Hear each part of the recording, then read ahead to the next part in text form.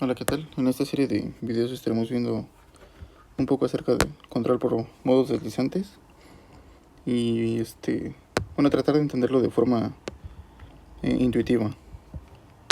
Entonces, lo primero que tenemos que reconocer de esto es de los sistemas de estructura variable.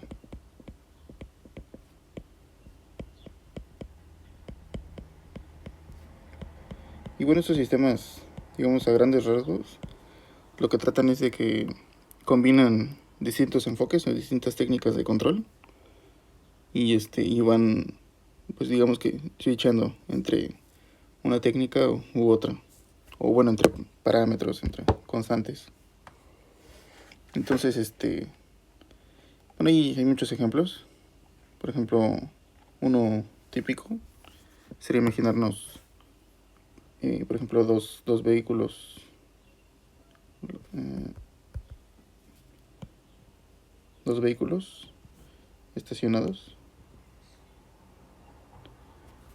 Y entonces nosotros pues, llegamos a querer estacionarnos.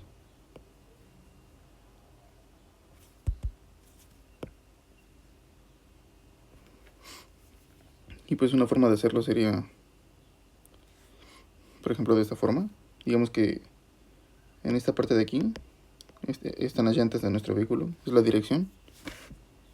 Y pues si nosotros nos queremos estacionar de esa forma, pues digamos que por experiencia nos damos cuenta de que pues tendremos que hacer varias maniobras, ¿no? Para irnos acomodando y estacionándonos. Pero si nosotros comenzamos yendo en reversa, pues la estructura de la dirección de nuestro carro, que es la parte de adelante, va a hacer que sea más fácil estacionarnos en el hueco que queda en el cajón de estacionamiento. Entonces, bueno, básicamente esto es, digamos que es un tipo de sistema que en función del estado del que estamos hablando, pues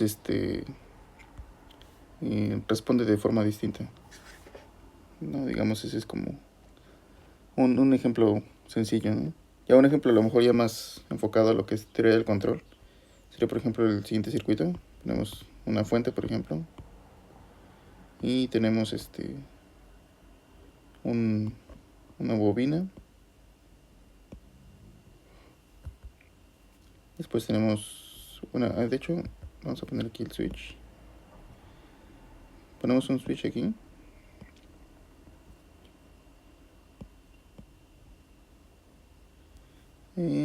Posteriormente aquí ya tendríamos lo que es un capacitor.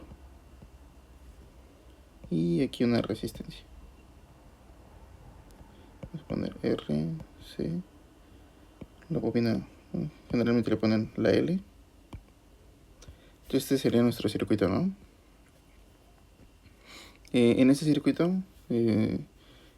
pues depende de la posición de nuestro switch. Vamos a ponerle una S. De hecho, este circuito corresponde a una fuente conmutada.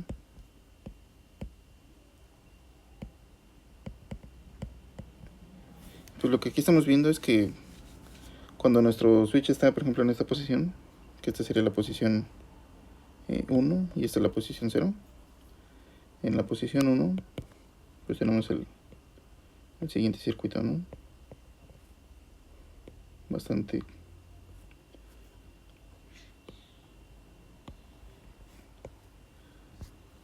Bueno, aquí tenemos nuestra L, pero luego también tenemos aquí nuestro capacitor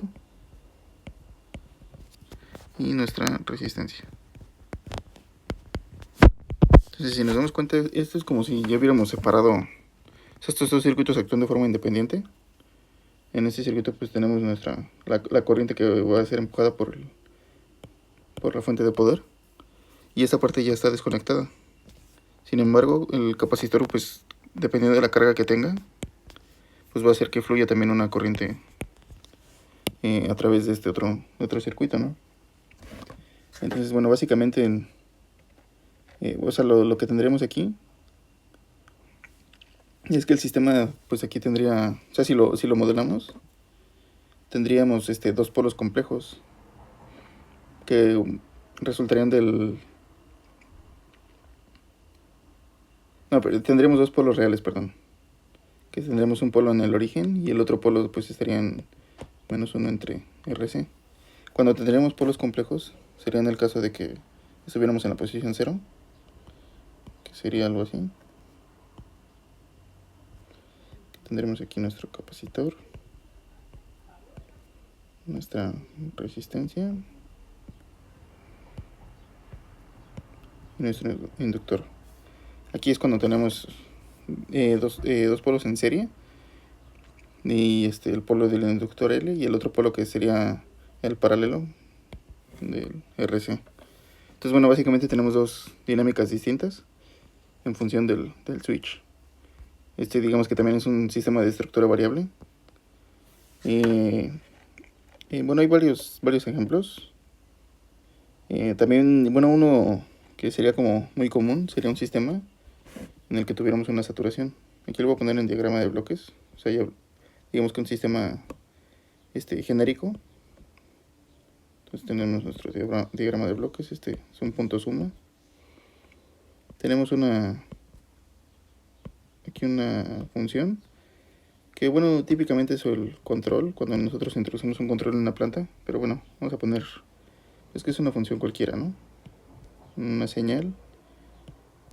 Y entonces, bueno, hablando de que si tomamos en cuenta que es un tipo de control, generalmente nuestro control, digamos que esta es nuestra señal o nuestra acción de control, pues siempre está limitada, ¿no? O sea, si es, por ejemplo, en un circuito eléctrico, pues estaremos limitados a lo que pueda dar nuestra fuente. Entonces, esas limitaciones pues se pueden más o menos modelar con una saturación.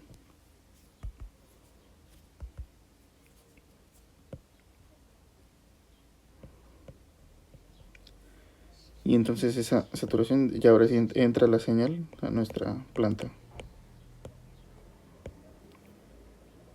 Y pues ya esta es nuestra salida, ¿no? Realimentamos. Ok, bueno, este sistema, igual pues digamos que lo que ocurre dentro de él es que nosotros tenemos, bueno, tenemos cuando la saturación está, digamos, en esta zona, y lo voy a poner en otro color.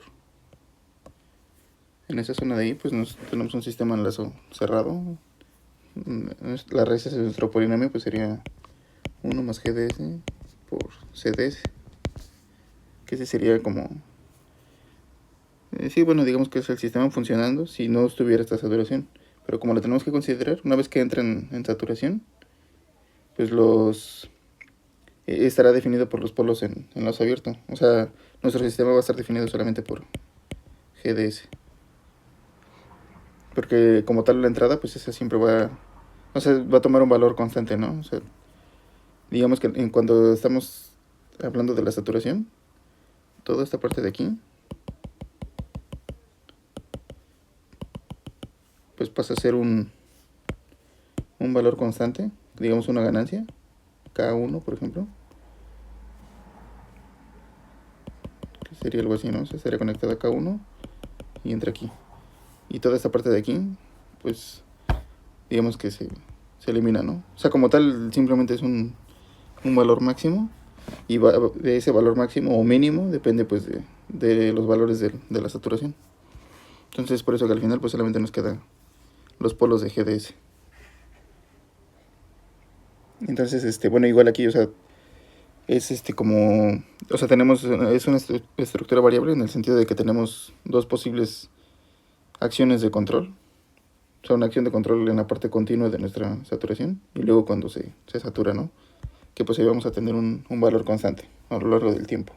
Y bueno, esto es importante porque muchas veces combinando este tipo de conceptos, pues obtenemos, o bueno, mejoramos el rendimiento de un sistema. O, por ejemplo, hay ocasiones en las que nosotros tenemos, por ejemplo, un sistema que tiene una respuesta. Vamos a ponerlo, y vamos a ponerlo en un color verde, por ejemplo. Tenemos una respuesta de esta forma. Y bueno, aquí tenemos como una referencia, ¿no? Pues sería nuestra salida del sistema. Y luego en ese sistema también tenemos, con este sistema tenemos una ganancia K1, por ejemplo. Pero luego, ¿qué pasa si usamos una ganancia K2? Que tendríamos una respuesta, por ejemplo, de este tipo. Entonces, una forma de encontrar una ganancia sería como un punto medio entre estas dos ganancias que nos dé un mejor resultado. Y entonces eso muchas veces lo que puede llegar a involucrar es que cuando nosotros estamos solamente podemos tomar el valor de dos ganancias, pues alcanzar una ganancia distinta, que en este caso sería el azul. La única forma que sería posible pues sería switchando entre las dos ganancias. Que por ejemplo en el caso de nuestro circuito eléctrico, pues sería que en este switch que está aquí arriba, pues estar pues sí switchando varias veces por segundo, de forma de que la ganancia resultante pues sea K3, de hecho aquí es K3, perdón. Entonces digamos que esa es como la como la parte intuitiva de lo que es este tipo de controles de estructura variable. Bueno, también diseñar este tipo de controladores resulta un poco, bueno, a veces resulta complicado porque a veces predecir cómo se va a comportar un sistema es difícil. Pero bueno, en general vamos a ver que utilizando, por ejemplo, el criterio de estabilidad de Lyapunov es posible lograr este tipo de funcionamientos.